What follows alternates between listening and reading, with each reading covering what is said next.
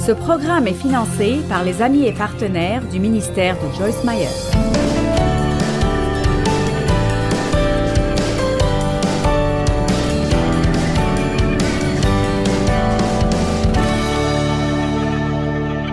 La prière est le plus grand privilège que nous ayons. La prière n'est pas seulement une obligation, ce n'est pas un effort de dernière minute. Ce n'est pas « bien, je fais tout ce que je sais faire, tout ce que je peux faire maintenant est de prier ». La prière devrait être notre première ligne de défense. Mais vous devez avoir la foi et la confiance dans le pouvoir de la prière et vous devez croire que Dieu vous écoute. Et même si vous ne recevez pas immédiatement une percée exceptionnelle, vous devez toujours croire que quand vous priez, Dieu va travailler dans votre vie et au bon moment, vous allez voir un changement. Et beaucoup d'entre nous se demandent bien quelle est la bonne façon de prier. Et les disciples avaient la même question. Et donc, dans Luc chapitre 11, ils ont dit « Seigneur, enseigne-nous à prier. » Et Jésus a dit « Quand vous priez, priez comme ça. Notre Père qui est aux cieux, que ton nom soit sanctifié, que ton règne vienne, que ta volonté soit faite, sur terre comme au ciel. Donne-nous chaque jour notre pain quotidien. Pardonne-nous nos péchés comme nous pardonnons à ceux qui nous ont fait du mal. Ne nous induis pas en tentation, mais délivre-nous du mal, car c'est à toi qu'appartiennent le règne, la puissance et la gloire. » Bien, ça nous a pris près de 30 secondes. Et chaque dénomination autour du monde prie cette prière. Il n'y a probablement pas un d'entre vous qui n'a pas reconnu cette prière. En 40 ans, je n'ai jamais enseigné la prière du Seigneur. Et je fais une marche le matin, et je prie, et je ne sais pas pourquoi, mais il me vient beaucoup de grandes idées créatives et ointes quand je marche. Et il y a quelques semaines, je priais la prière du Seigneur, et Dieu a commencé à la disséquer pour moi et à me montrer à quel point cette prière était étonnamment puissante. Et je me suis sentie poussée à enseigner sur cette prière. Et je pense qu'après avoir entendu cet enseignement, vous ne prierez plus jamais ce que nous appelons la prière du Seigneur sans que ça ait un plus grand sens pour vous que ça ne l'a maintenant. Nous allons tous prier cela ensemble. Nous allons le mettre sur les écrans. Êtes-vous prêts? Allez, notre Père qui est aux cieux, que ton nom soit sanctifié, que ton règne vienne, que ta volonté soit faite sur la terre comme au ciel. Donne-nous ce jour notre pain quotidien et pardonne-nous nos offenses comme nous pardonnons à ceux qui nous ont offensés. Ne nous induis pas en tentation, mais délivre-nous du mal, car c'est à toi qu'appartiennent le règne, la puissance et la gloire pour toujours. Amen. Maintenant, notre Père qui est aux cieux.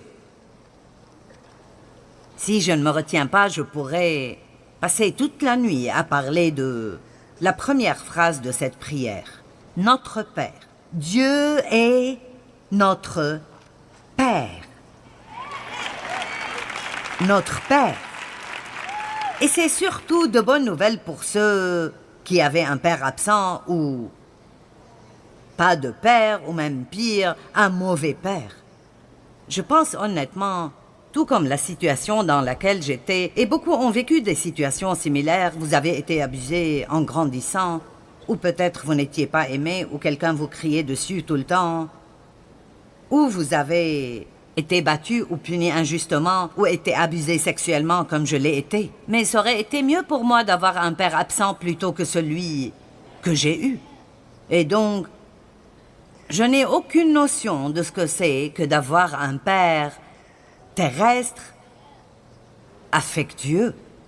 Ceux d'entre vous qui ont eu un papa merveilleux, vous devez l'apprécier et vous devez lui dire combien vous l'appréciez et vous devez lui faire savoir que vous êtes reconnaissant de la façon dont il vous a élevé, parce que beaucoup n'ont pas eu cette opportunité. Mais Dieu veut toujours être pour nous toutes choses que nous avons pu avoir manquées dans le naturel. Et la Bible dit dans le psaume 27:10, « Quand mon père et ma mère m'auraient abandonné, toutefois l'Éternel me recueillera et m'adoptera comme son propre enfant. » Alors devinez quoi? Vous avez tous un père affectueux. Mon papa m'aime. Pouvez-vous le crier haut et fort? Mon papa m'aime. Amen. Il y a 63 écritures dans la Bible qui font référence à la paternité de Dieu. Nous allons regarder quelques-uns d'entre eux. 1 Corinthiens 8:6, la Bible dit « Néanmoins pour nous, il n'y a qu'un seul Dieu, le Père, de qui viennent toutes choses, et pour qui nous sommes. » J'aime cela. « Et pour qui nous sommes. » Et pour qui nous sommes. Nous sommes pour lui. Amen. Un seul Seigneur, Jésus-Christ, par qui sont toutes choses et par qui nous sommes. Maintenant, Romains 11:36 est un de mes versets favoris. J'aime Romains 11:36. Et j'ouvre ma Bible là parfois et je le lis simplement et je hoche ma tête parce que c'est tellement puissant. Romains 11:36, c'est de lui, par lui et pour lui que sont toutes choses. Car toutes choses proviennent de lui et viennent de lui. Dieu notre Père est la source de toutes choses. Tout ce dont nous avons besoin est en lui. Toutes les choses vivent par lui. Tout ce qui est vivant est en vie parce que Dieu lui a donné la vie. Et toutes les choses sont centrées et tendent à s'accomplir et à se terminer en lui. À lui la gloire dans tous les siècles. Amen. Maintenant, bien que ce message pourrait être considéré un peu plus spirituel, il est également très pratique. Parce que lorsque vous savez vraiment qui est Dieu et qu'il est pour vous, qu'il n'est jamais contre vous, qu'il vous aime et qu'il est la source de tout ce dont vous avez besoin, vraiment la vie devient bonne et excitante. Vous avez un Père qui vous aime et personne n'aurait intérêt à lui barrer le chemin quand il s'agit de ses enfants.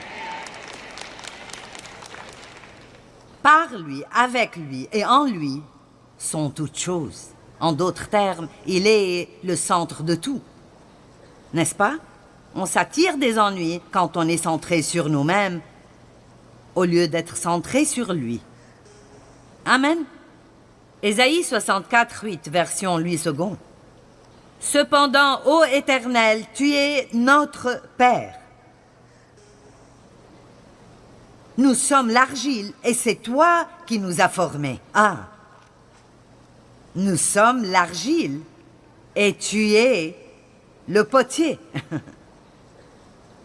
Nous sommes l'argile.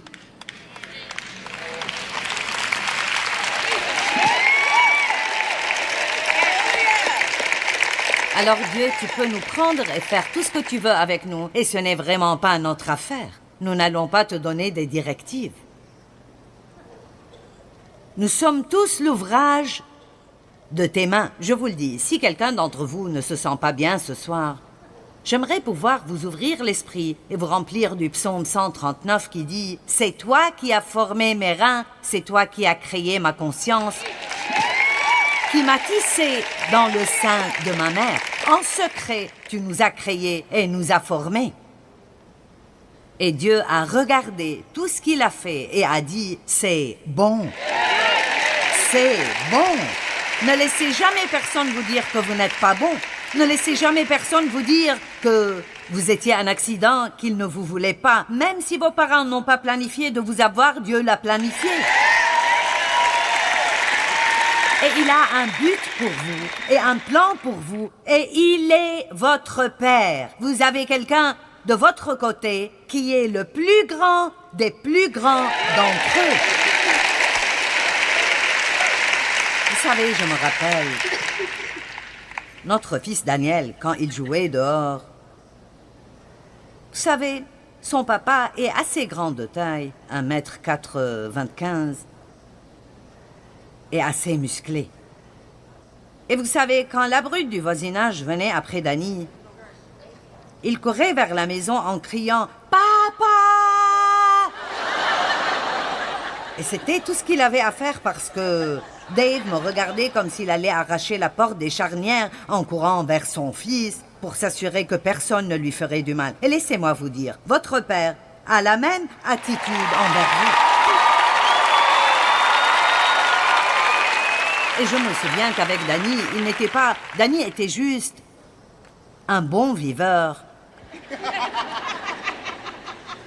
Ses professeurs disaient qu'il avait des compétences sociales développées. Cela signifie qu'il parlait beaucoup trop. Et il pensait juste que tout était une fête. Et vous savez, nous essayons de le former pour devenir responsable. Et il avait une liste de choses à faire, écrites sur un papier. Elles étaient sur sa porte. Et quand il les faisait, il recevait des étoiles. Et quand il avait un certain nombre d'étoiles, il recevait un cadeau. Mais vous savez, pas une fois, quand il criait à l'aide, Dave s'est levé et a dit « Joyce, j'entends notre fils crier. Veux-tu aller vérifier son tableau? »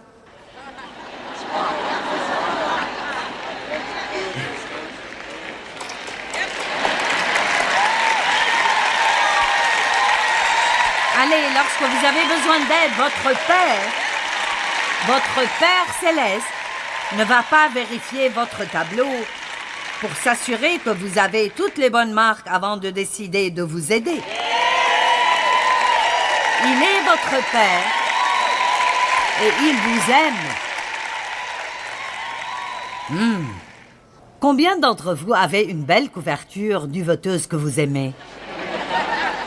C'est comme ça que cette partie de cette prière me fait sentir. C'est comme...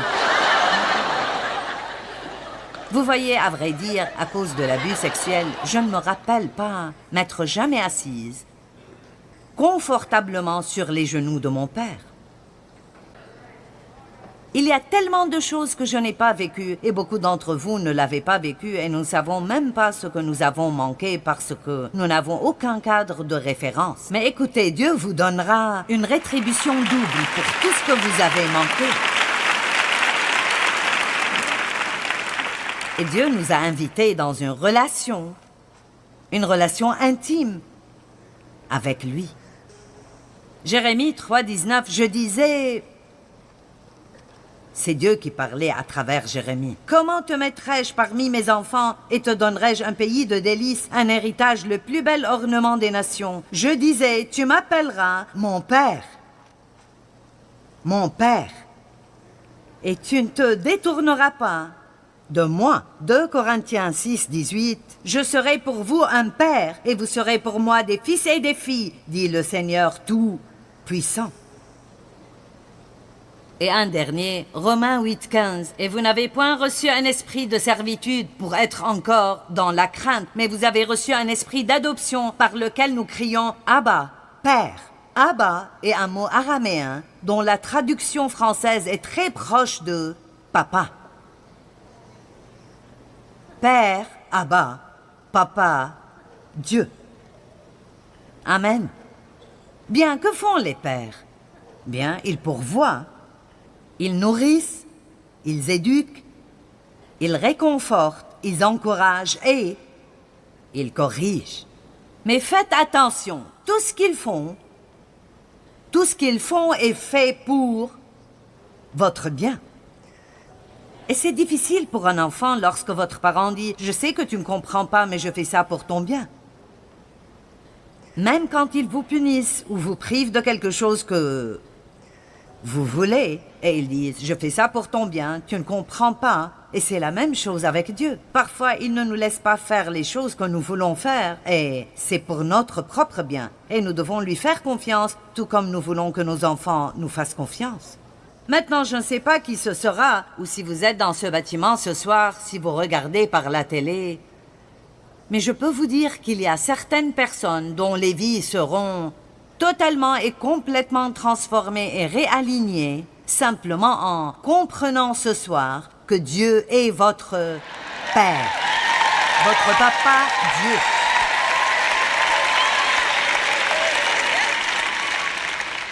Notre Père. J'aime ça. Qui est dans les cieux. Dieu est sur son trône céleste. Mais vous savez, Dieu vit dans deux endroits. Il vit sur son trône au ciel, mais il vit aussi sur le trône de nos cœurs. Est-ce que vous pouvez être plus proche que votre intérieur?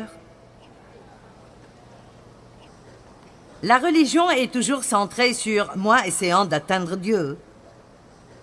Mais le christianisme est à propos de Christ qui descend vers nous. Il vit en vous si vous êtes croyant. Christ en moi. L'espoir de la gloire. Vous êtes la maison de Dieu Tout-Puissant.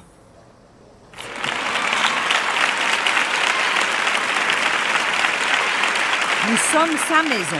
La Bible dit dans 2 Corinthiens 3,16 que collectivement, comme un corps et individuellement, nous sommes la maison de Dieu. Quand vous rentrerez chez vous, vous prendrez Jésus avec vous parce qu'il a dit « Je ne vous laisserai ni ne vous abandonnerai jamais ».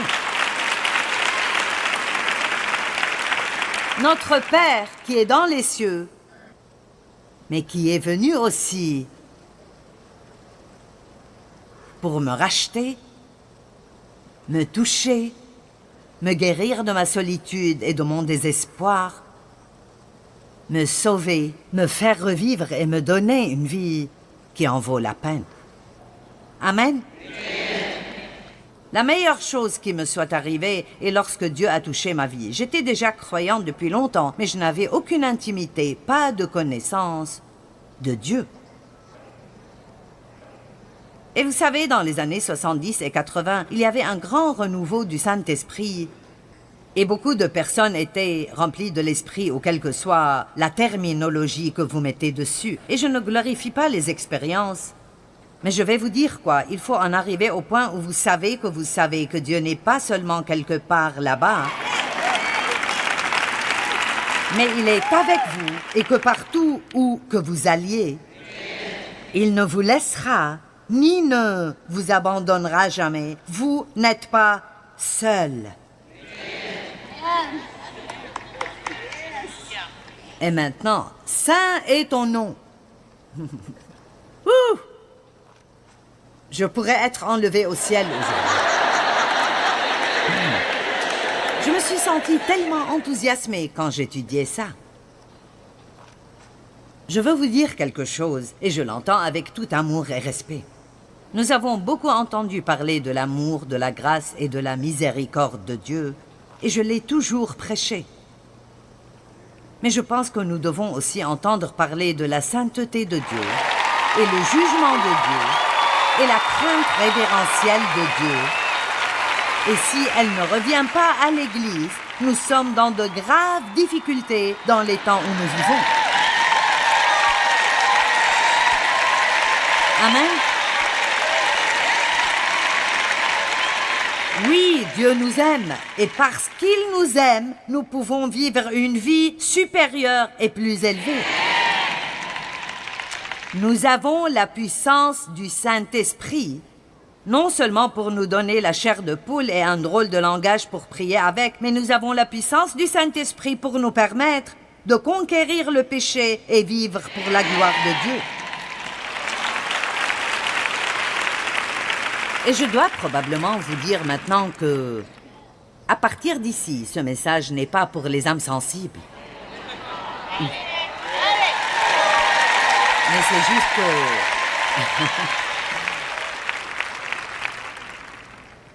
Quand nous reconnaissons la sainteté de Dieu,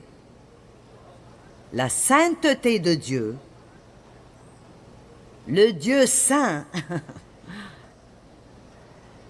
si nous n'étions pas en mesure d'aller à Dieu par le Christ, pas un d'entre nous pourrait vivre un moment dans la sainteté de Dieu. Quand nous reconnaissons la sainteté de Dieu, nous sommes remplis de crainte révérentielle. Pourquoi y a-t-il tellement de péchés dans le monde aujourd'hui? Et pourquoi y a-t-il même tellement de péchés parmi le peuple de Dieu? Parce que nous n'avons pas la crainte révérentielle.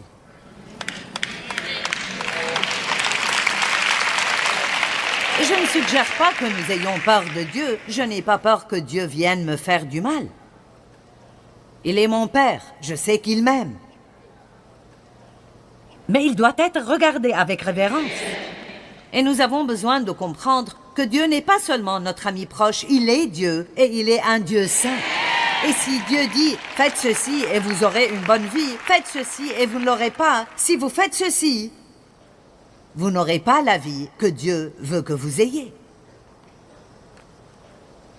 Chaque personne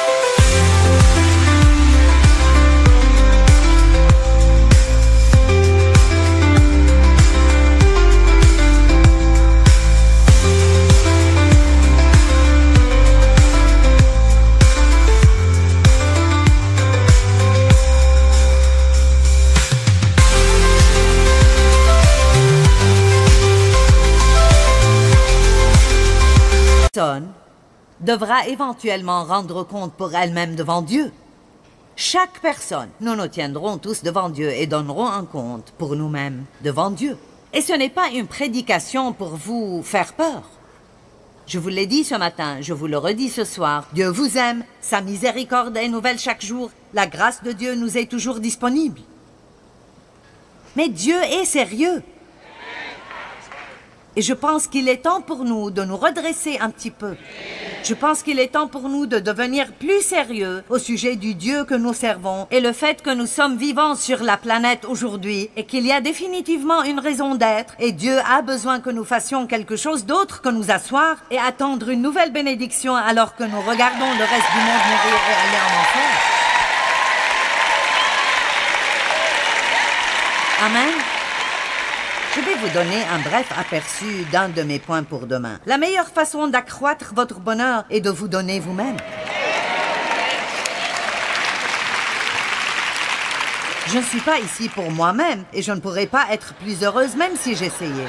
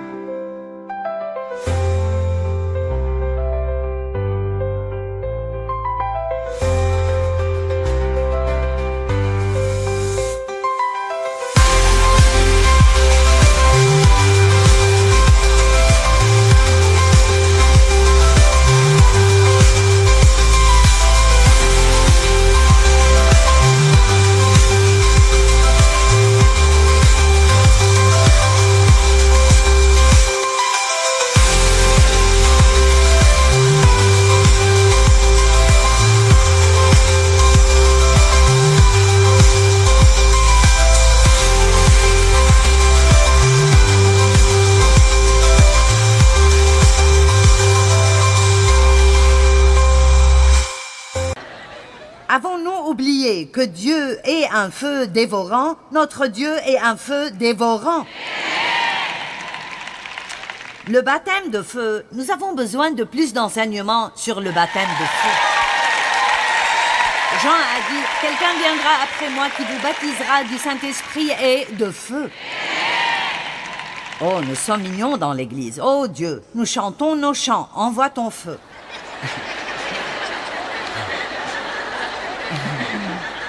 Eh bien, quand le feu de Dieu vient dans votre vie, je peux vous dire ce qui arrive parce que je l'ai eu. Il brûle tout ce qui n'est pas compatible avec sa nature. Et tout ce qui reste, il embrase pour sa gloire. M'avez-vous entendu? Quand le feu de Dieu vient dans votre vie, il brûle tout ce qui n'est pas consistant avec sa nature et il embrase tout ce qui reste pour que Dieu puisse l'utiliser pour sa gloire. Je vous dirai quoi, je ne sais pas de quel côté vous êtes. Si vous êtes du côté de l'église le dimanche et du côté du monde le lundi. Mais je suis en mission pour pousser les gens du bon côté.